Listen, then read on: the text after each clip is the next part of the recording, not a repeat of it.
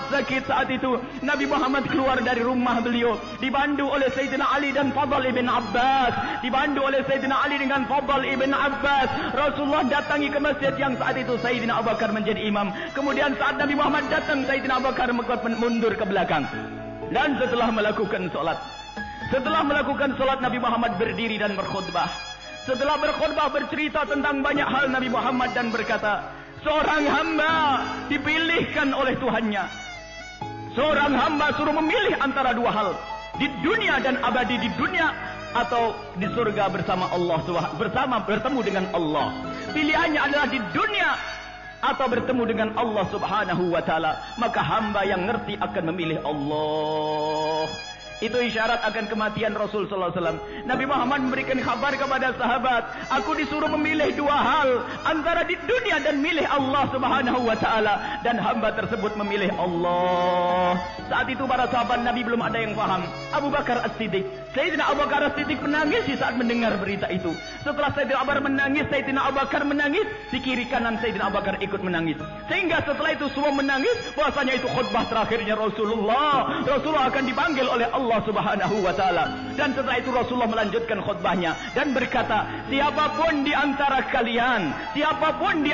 kalian yang pernah aku sakiti atau aku ambil haknya, apapun aku zalimi, kalau ingin mengkisos, menuntut sekarang saatnya. Sebelum aku menghadap Allah, aku tidak ingin menghadap Allah dengan kezaliman. Siapapun yang pernah aku sakiti, silakan sekaranglah waktunya untuk menuntut. Berdiam Nabi Muhammad. Rupanya para sahabat Nabi tidak ada yang menjawab sepatah kata pun. Lalu Nabi Muhammad ingin melanjutkan ceramah beliau. Di saat Nabi Muhammad ingin melanjutkan ceramah beliau, tiba-tiba di belakang ada yang berdiri, ya Rasulullah, aku yang akan mengambil kisah atasmu ya Rasulullah. Aku yang akan menuntut ya Rasulullah. Para sahabat Nabi yang semula menangis, terhenti tangisnya mendengar suara tersebut. Siapa gerangan dia? Mungkin orang munafik yang ingin kurang ajar dengan Rasulullah. Mungkin orang munafik yang mau jahil dengan Nabi Muhammad. Kemudian Nabi Muhammad berkata, taqaddam, majulah engkau. Mendekatlah orang tersebut. Setelah orang itu mendekat, para sahabat Nabi semua mengenalnya. Dan Rasulullah pun ternyata juga mengenal orang ini. Orang ini adalah orang cerdas yang saat itu ditanya oleh Rasulullah, engkau minta apa? Dia menjawab, ya Allah, doakan aku agar aku mati tidak pakai hisab, langsung masuk surga. Dan itulah Uqasah yang didoakan Nabi Muhammad menjadi ahli surga tanpa hisab. Bagaimana akan menuntut Rasulullah? Dia berkata, aku akan tuntut ya Rasulullah. Kemudian mendekatlah Uqasah. Sayyidina Ali yang ada di kanan Nabi, Sayyidina Fadl bin Abbas yang ada di kiri Nabi tidak terima. Ya Rasulullah, biar aku yang tanggung. Apa yang akan dia lakukan untukmu, aku tidak rela. Biar aku yang disakiti ya Rasulullah. Sayyidina Fadl pun berkata, biar aku yang disakiti ya Rasulullah, jangan engkau ya Rasulullah. Nabi Muhammad menjawab, tidak, itu urusanku dengan dia. Ini urusanku dengan Uqasah. Uqasah apa yang kau tuntut atasku wahai Uqasah? Uqasah berkata, ya Rasulullah, engkau masih ingat waktu berada di perang Badar? Saat engkau meluruskan barisan perang, engkau telah engkau telah memukulku dengan tongkatmu, dan ketahuilah pinggangku sakit sekali ya Rasulullah. Dan sampai hari ini pun masih aku rasakan sakit. Aku akan balas atasmu ya Rasulullah. Nabi Muhammad berkata, baik Uqasah, balaslah kalau ingin membalas. Uqasah menjawab, ya Rasulullah, waktu engkau memukulku aku tidak pakai baju. Sekarang engkau pakai baju, buka bajumu ya Rasulullah. Akhirnya dibukalah baju Rasulullah SAW. Ya Rasulullah, engkau dulu memukul dengan tongkat, aku tidak punya tongkat. Diambil, diberikan tongkatnya Rasulullah. Pukullah aku dengan tongkatku. Akhirnya Uqasah memegang tongkat tersebut. Lihat, memegang tongkat tersebut dan digoyang-goyangkan tongkat tersebut. Sekali, dua kali digoyangkan tongkat tersebut, dan ternyata setelah itu tongkat dibuang dan dipeluklah perut Rasulullah sallallahu alaihi wasallam.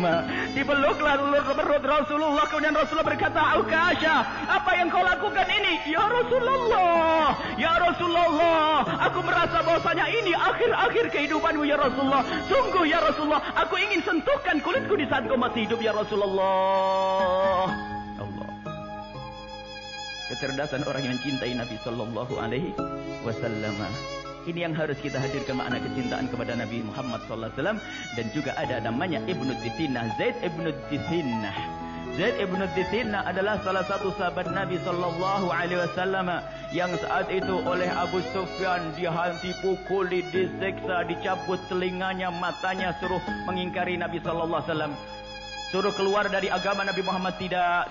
Lalu setelah itu Abu Sufyan yang waktu itu masih kafir berkata kepada Zaid ibn Dithinah, Zaid ibn Dithinah, kau akan disalib dan kau akan dibunuh, kau akan mati, kau disiksa.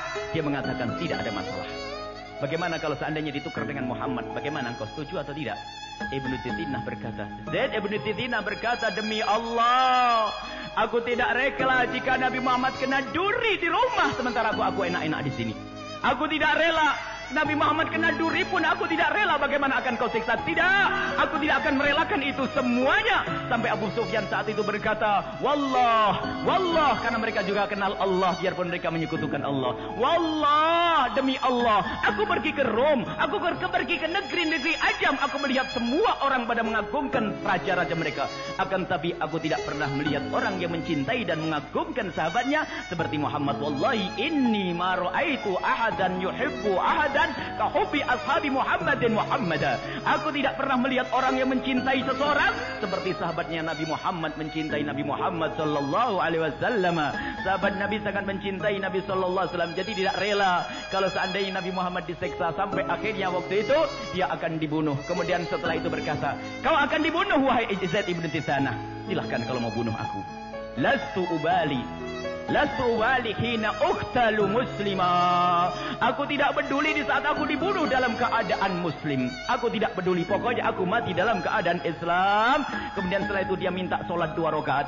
Dan setelah minta sholat 2 rakaat, ternyata setelah assalamualaikum dia mengatakan, Assalamualaikum ya Rasulullah, Assalamualaikum ya Rasulullah, Assalamualaikum ya Rasulullah. Kesungguhan mengucapkan salam kepada Nabi Muhammad. Di antara yang hadir mendengar jawaban dari Nabi Muhammad yang ada di tempat yang jauh, Alaikassalam, Alaikassalam, Alaikassalam ya Zaid, tempatmu adalah bersamaku di surga nanti. Dan setelah itu dibunuhlah Zaid ibn Dithinah.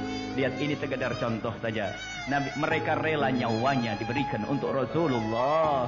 Sekarang ini kadang Masya Allah urusan kerjaan haram, sudah begitu ngaku cinta Nabi Muhammad. Jangankan nyawanya, lapar sedikit saja harus mengambil yang haram.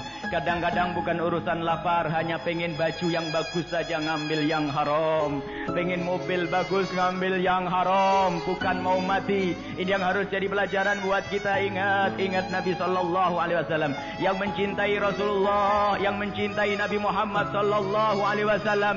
Tunjukkan di rumahmu wahai para suami, bagaimana istrimu di rumah. Sudahkah dekat dengan Nabi sallallahu alaihi wasallam? Bagaimana solat mereka? Bagaimana pakaian mereka wahai ahli maulid? Bagaimana cara hidup mereka wahai ahli maulid? Bagaimana engkau di toko wahai ahli maulid? Apakah masih berbohong? Mana perjuangan kita untuk Nabi? Mana mengaku cinta kepada Rasulullah? Ya Allah, Ya Allah, Ya Allah, jangan kau halangi kami dari rahmat-Mu karena dosa-dosa kami, Ya Allah. Kami banyak dosa, Ya Allah. Akan tapi kami melihat kemurahan-Mu, maka kami mohon dengan kemurahan-Mu, Ya Allah. Berikan kepada kami kecintaan yang sesungguhnya kepada kekasih-Mu Nabi Muhammad, sehingga kami di rumah kami bisa menjalankan syariat kekasih-Mu Nabi Muhammad. Di rumah kami suami istri yang saling mencintai karena-Mu, Ya Allah. Para wanita-wanita yang menutup aurat mereka, Ya Allah. Yang menjaga hubungan mereka dengan sesama, Ya Allah. Yang bisa berbuat bakti dan berbuat baik pada suami. Suami yang tidak zalim, hei pencinta Nabi Muhammad. Suami yang suka zalim kepada istri, bukan bagianmu surga Nabi Muhammad. Hei para suami yang suka ngomong kasar kepada istri, apa arti maulidmu? Kau adalah pendusta jika ternyata kau belum bisa berkasih sayang dengan istri-istrimu yang Nabi berpesan, Istausu bin nisa'i khaira. Hei para suami, ingatlah wanita-wanita, perhatikan mereka, ajari mereka yang benar wahai para suami. Wahai para istri, ingatlah Nabi Muhammad pernah berkata, banyak wanita masuk neraka gara-gara apa? Yakfurnal ashir, tidak pernah terima kasih pada suami. Yuktirna syikat, banyak mengadu.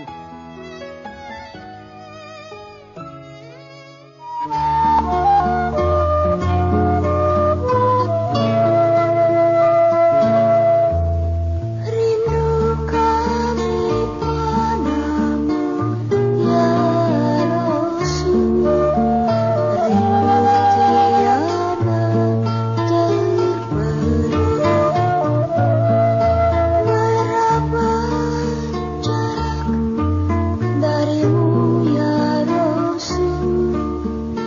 rasa